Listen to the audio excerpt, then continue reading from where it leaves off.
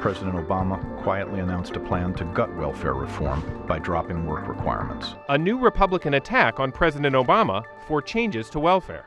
Like, why hasn't there been a female moderator? Honestly, it's a good question because clearly it's been a huge oversight. 3 teens fight for a female to lead a presidential debate. And supporters of Ron Paul and the Tea Party prepare for Tampa. I'm Michael Shear, live in the New York Times newsroom. Republicans launched a new attack this morning, hitting President Obama on welfare reform. Let's take a look.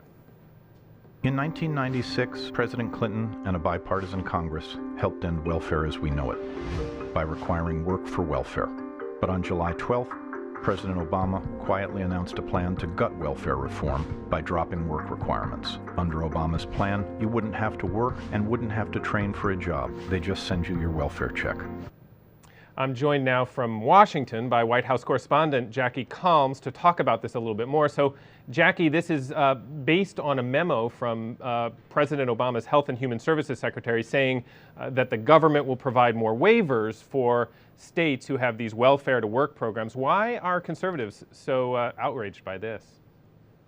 Well, they're saying that it essentially ends the work half of the welfare to work law that's been in place, as you noted, since 1996, but you know, it's really not the case, and by any fair reading of what the Department of Health and Human Services put out. And what's doubly interesting is this is something that conservatives have wanted in the past, that federal government should grant more waivers to states so they could implement this law, like many laws, in the way that works best for them. Right. So, but needless to say, you know, regardless of how it actually will play out, the Republicans are making a big push here, right? I mean, they're trying to, I guess, indicate that President Obama would somehow undo this welfare reform. Who are they trying to appeal to? What are they trying to get politically out of all this? Well, presumably they're trying to appeal to swing voters in some of the conservative-leaning states like Virginia and North Carolina, Florida, and perhaps in working class voters in Ohio as well, among other states that are in the 12 or 13 that both parties are really targeting.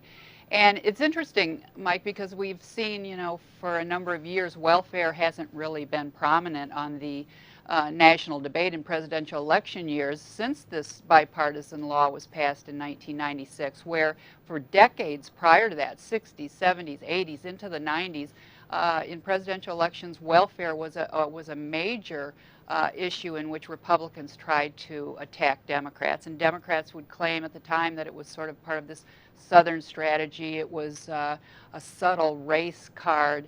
But we hadn't seen this in elections since for the last good 16 years. Right, and the Republicans are now claiming that by providing these waivers, that the states could, in essence, roll back the requirement that these people work, right? Going back to a kind of place where folks just got a handout and didn't have to work for it. The Obama campaign takes offense. They've sort of pushed back. They say, you know, this is not, you know, we're not doing that. We're not rolling back anything. Do they have a point? They do have a point. I mean, if you read what the Secretary of Health and Human Services put out, the directive explicitly says that that there has to be a compliance with the work requirement, and perhaps more important, it explicitly says that a governor cannot or a state cannot use the waiver to end the time limits on welfare. And that was like the central core piece of the welfare law, is that up until that point it had been an entitlement that people who qualified for welfare could stay on welfare for as long as they qualified. But that law put on a time requirement during which time you had to be shown to be working towards employment. And this directive retains both an employment, it just redefines it or allows the states to redefine it, but it retains both time limits and an employment directive. And so this has actually been an idea that originated with conservatives. Right. One of the decade. One of the interesting things I think the Obama campaign has noted is that Governor Romney, when he was governor of Massachusetts, joined a bunch of other governors, Democrats and Republicans, urging the federal government to provide just these kinds of waivers. Exactly. In 2005, then Governor Romney was among those, and through the Republican Governors Association, which sought the freedom of these waivers for just this part of the law. So how does this play out? Well, it'll be interesting. I guess this will be, in effect, the theme of the week, and the Republicans, the Romney campaign will score its points. It will, sow these seeds of doubt or put this issue out there for swing voters to consider. The fact checkers that are so active in this presidential election season will have, their turn at it to weigh in and just see how fair or factual they think it is. And then I think they'll move on to another issue. Another week, another issue. Very good. Thanks, Jackie. All right. Along with those on the ballot, the media coverage is also getting a lot of scrutiny in this campaign season. Believe it or not, the last time a woman moderated a presidential debate was in 1992, 20 years ago. Jody Cantor joins me now and has found a movement afoot to change that, but not with the usual players. Hi, Jody. Believe it or not, there are 3 teenage girls who have created a huge standoff with the commission that runs presidential debates, and we went to New Jersey yesterday to hear their story. Thank you for letting us into your bedroom for an interview. That's never happened to me with an interview before. But we're here because Elena and Sammy Siegel and Emma Axelrod have caused a real ruckus. The 3 of you have taken on the Commission on Presidential Debates when there's really one thing you want from them. Tell us what you want. A female presidential debate moderator. So you put a petition up, am I right, on change.org, and within a couple of days, what happens? A lot of people sign on. I think that we started it on a Monday, and by Friday we had over 100,000 signatures. We would refresh our phones in school saying, how many do we have now? And it was like a big thing for us. What kind of response have you gotten from the commission? We haven't really gotten any response. I mean, we went to Washington, D.C. last week on Tuesday to hand in our petition in the form of packages, but they wouldn't even let us in. I don't think anyone could really come and give us a reason, like why hasn't there been a female moderator? Honestly, it's a good question because clearly it's been a huge oversight because there are several qualified women to do this. Who are some of the women you think would be the best? There have been a couple names thrown out on the comments in our petition, like Gwen Ifill, Diane Sawyer, Christiane Amirpour, Rachel Maddow. Are there any grown-ups advising you or your parents advising you on this? My parents are not really advising me. This is new for them too. I mean, they weren't really involved in anything like this, but they're certainly supportive of what I'm doing and excited about it. And Emma, your dad is a CBS reporter, right? Is he involved? Well, he'd be the first one to admit that the world is a sexist one. He sees it in his own business and broadcasting news. A lot of times the female journalists are expected to be more attractive and present themselves as more attractive, whereas the men are allowed to age in that business. And so he does definitely agree and support that the world needs to be changed as far as sexism goes. You're 16, so that means that you were 12 in the last round of presidential debates. Did you watch them? Do you remember them? They were on the TV. My parents were watching them, and when you're sitting there, like, you still, even if you're not listening to all the questions, as, you know, a preteen child, you still see the images of men asking the questions, and they've been on the TV just while I've been sitting there for basically my whole life, and it's always been men up there. So we want the little girls now to see a woman asking the questions, even if they're not listening to exactly what the politicians are saying. What a great interview. I love that it was in their bedroom.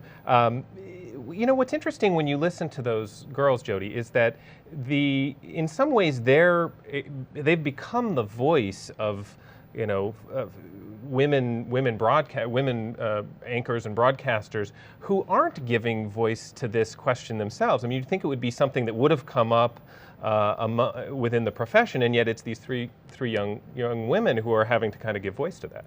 That's precisely what's so interesting here. You and I both know that it's an open secret in broadcast journalism that female political journalists don't feel that they're given equal time. They don't feel equally represented. We turn on shows all the time where you see all men or one woman sitting at the table, and yet these very powerful women in TV don't feel that they can speak up for themselves. They don't want to seem self-promotional. They don't want to seem like they're complaining.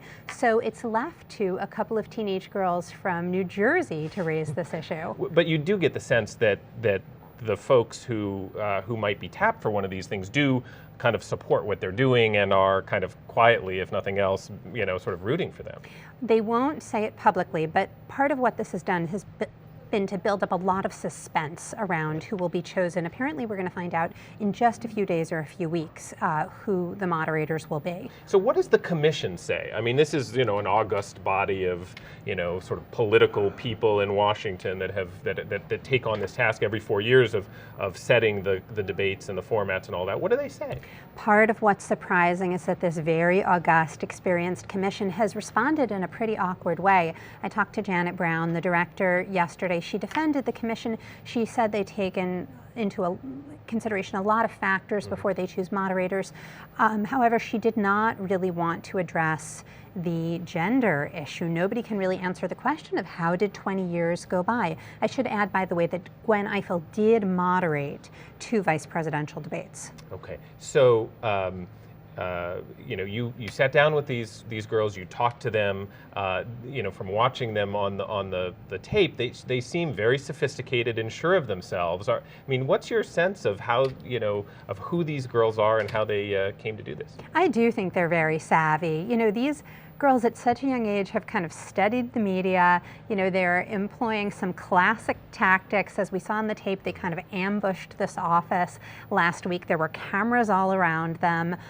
They speak very sincerely about their kind of feminist beliefs and why they're doing this, but there's no question that they have proven to be pretty good strategists, and I'd like to see what they write about this on their college applications. They're entering their junior year. Definitely something they'll be able to use for that, I'm sure. Jody, your book, The Obamas, is out in paperback today. Thanks for coming in. Thank you. The Republican convention in Tampa gets underway in just 20 days. Dissent is always a big part of the gathering, but it's generally kept outside of the convention hall. This year, 2 distinct movements, the Tea Party and Ron Paul Libertarians, are determined to be heard. Assistant Managing Editor Jim Roberts is here now, and he's joined by Rosie Gray of BuzzFeed.com. Jim? Thanks, Mike. Rosie, you've spent a lot of time through the campaign season covering both the Ron Paul faction as well as the Tea Party faction of the Republican Party. I'd love to hear from your point of view how you think their impacts will be through the convention and beyond into the general election. Well, I think that there's been a lot of talk about the Ron Paul Republicans and how they're going to behave at the convention.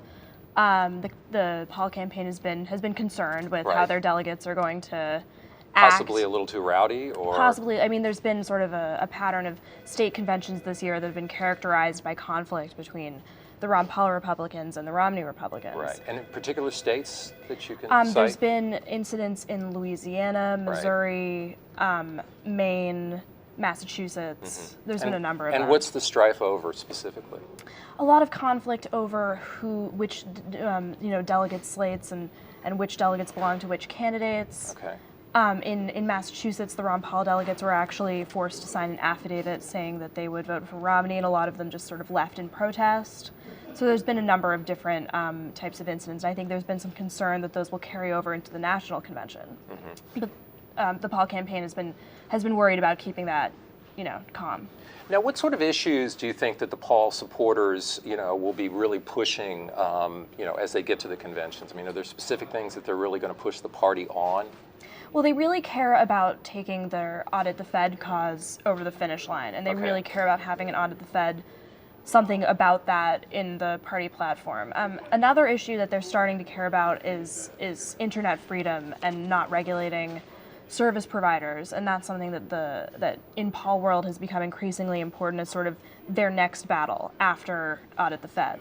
Now, I remember you wrote for BuzzFeed a couple of months ago a piece in which you pointed out that both Ron Paul as well as his son, Rand, were both supporting, or getting behind this. Rand, we learned today, was going to be a speaker at the Republican convention, which is a perfect segue into the Tea Party, where Rand is a significant figure. again, give us your point of view of what sort of force they will be through the convention. Well, I think, in the past 3 years of the Tea Party's existence, they've become an increasingly established and important part of the Republican Party. And at this point, they're no longer a protest movement, and they're no longer really sort of like a marginalized group of people. They're a very important part of the Republican Party, and I think that... So if they've moved from protests, their cause is now... Their cause is now electing candidates and being very successful at electing candidates. Right. And, for example, the latest example being Ted Cruz in Texas, who's, set to become the next senator from Texas. Now, when you wrote another piece in BuzzFeed just a week ago about Cruz and about, him winning the runoff, you made what I thought was a fascinating point in it about the Tea Party as a whole becoming less, anti-establishment. I think that was the word you used, to being more, the counter-establishment. Could you just define for me how you view the differences between those two thoughts? Well, it's like what we just said about how they're no longer really a protest movement. I think they've moved on into having sort of their own infrastructure, their own important figures and groups, and being a counter-establishment side by side with what we would view as the mainstream Republican establishment. Right, a real force within the party itself. Let me turn very quickly just to social media. Obviously, that's a big, focus of your work at BuzzFeed. How would you contrast these two factions in terms of their ability to use social media, both in the conventions and then going beyond it to the election? Well, they're both very good at it. Yeah. In different ways, I would say. I think that the internet and social media has been important to the Ron Paul people for years now, and that was back when it was sort of a marginal and strange thing to be a Ron Paul supporter. That's how a lot of them found each other, was on these like online groups and Reddit and message boards, and that's still very important. And I would say the conversation among... So this really isn't a Twitter conversation per se. It's less of a Twitter conversation, and it's more of like a Reddit conversation. Interesting, okay. And they also have their own sites, like Ron Paul forums or the Daily Paul. There's sort of like a whole internet subculture around it. Okay. And the Tea Party has... Groups like FreedomWorks have become very savvy at using Twitter and Facebook to their advantage in terms of organizing activists and getting out the vote and helping candidates. Okay, that's very good. All right, well, Rosie, thank you for coming, joining us. We'll be looking to talk to you and others at BuzzFeed during the convention. I'm going to switch things back to Mike Scheer. Thank you, Jim. Before we go, let's take note of one new phase of Mitt Romney's campaign. Governor, what'd you buy? Hardware stuff. Monday marked the first day of Mitt Romney's so-called protective pool. Reporters and photographers will now follow his every public move through November. Governor, you cooking tonight? Absolutely. This week, even Mr. Romney's choice of corn was captured for the world to contemplate. The president has had the media in his protective bubble for years, though he shakes them now and then. Now Mr. Romney and the media will get their close-in chance to cooperate or chafe. I got some folks coming over today. Who are they? Our law enforcement. Just what we need, more opportunity to speculate about the vice presidential pick. Anyway, that's all for today. Stay with us online for more on Campaign 2012. I'm Michael Scheer. Thanks for watching.